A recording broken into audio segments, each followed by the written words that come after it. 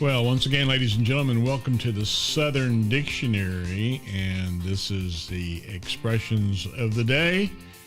And my name is Tommy Ellison. We're in episode number, I believe it's number 10, not number 9, like that boy up there says, but hey, what do you do? I wanted to share a couple of things with you before we get started, and that is this is CETA, which is creating every day in April. And I think most of you have probably been pretty busy doing that. I know I have. It's been lots of fun. And I finally realized that I don't really do this in order to gain a large audience, which is good because I don't have a large audience. I'm not even sure anybody watches this, to be honest.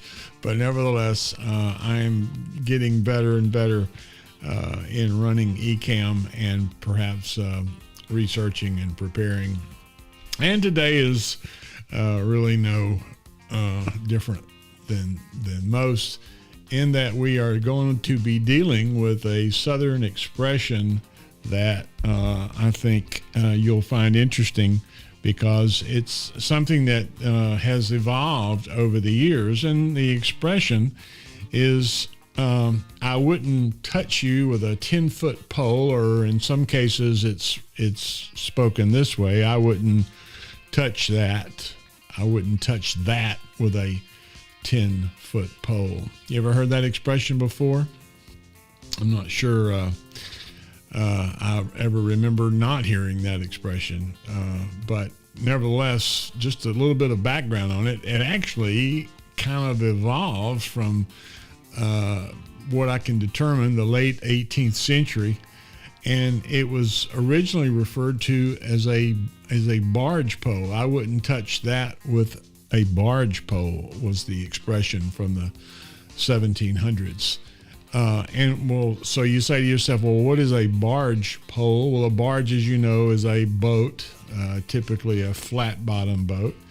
But initially, the barge pole was a measuring device. It was considered a measuring rod, typically about 10 foot long, and they would take 4 of those end to end to make 40 rods, or 4 rods, and then they would take and use that as a form of measure to determine what an acre was, which, as you know, are connected with rods. And then eventually it became used as somewhat of a depth gauge. If you can picture barges and flat bottom boats, not the kind that we see today, but the smaller flat bottom boats. Think Davy Crockett and Daniel Boone traipsing up and down the rivers in a flat bottom boat, and they would use it to measure the depth of the water so as not to run aground with their boats. And in some instances, it was actually used somewhat like a rudder, in that they could push off the barge from the banks or from trees or obstructions in the water. And so the term wouldn't touch that with a 10-foot barge pole ultimately evolved into I wouldn't touch that with a 10-foot pole.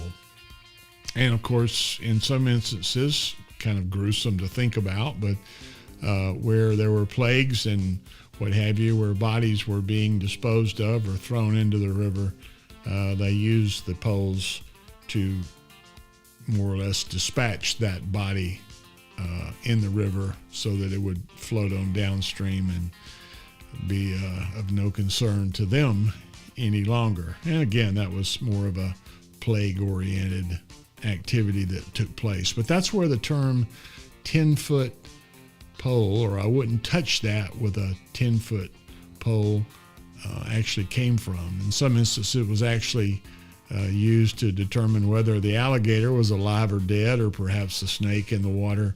So again, I wouldn't touch it with a 10-foot pole, meaning I think I would keep my distance, so to speak. So at some point in time, however, it kind of evolved or transferred its meaning from measuring distance to actually keeping a distance. As I just said about the alligator, you know, you can say, well, that's a 10 10-foot long alligator, but actually I'm not going to get near that alligator, nor would I get close enough for 10 feet. You get the point, I think. So,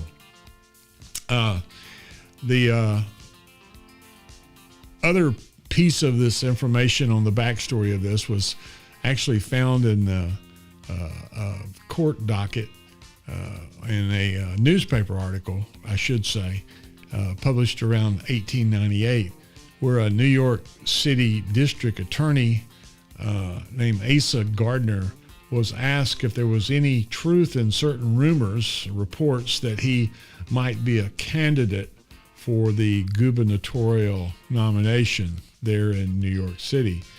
And his quote was, "I wouldn't touch the nomination with a 10-foot pole. There is really no reason why I should want it."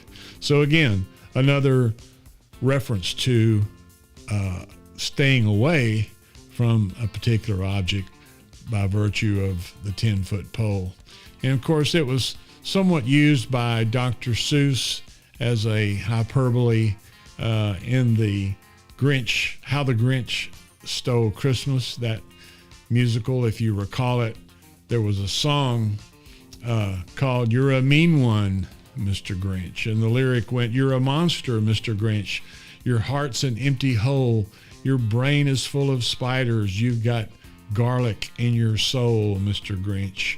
I wouldn't touch you with a 39.5-foot pole." So a little hyperbole from our friend Dr. Seuss. Well, that's the expression, "I wouldn't touch that with a 10-foot pole." I've often wondered sometimes if there was not a connection between keeping a distance from someone or something, and "I wouldn't touch that with a 10-foot pole," and the earlier episode about person being beaten with an ugly stick. Sometimes people will say they were so ugly you wouldn't touch them with a 10-foot pole. I don't know. That's just me. But anyway, tomorrow we'll be looking at the letter J. I hope you have a great evening. It is Palm Sunday, and I hope you are looking forward to a great Easter week. And I know I am. And I will see you tomorrow for episode 11 and the letter J. You have a great evening and take care. Oh, and by the way, y'all come.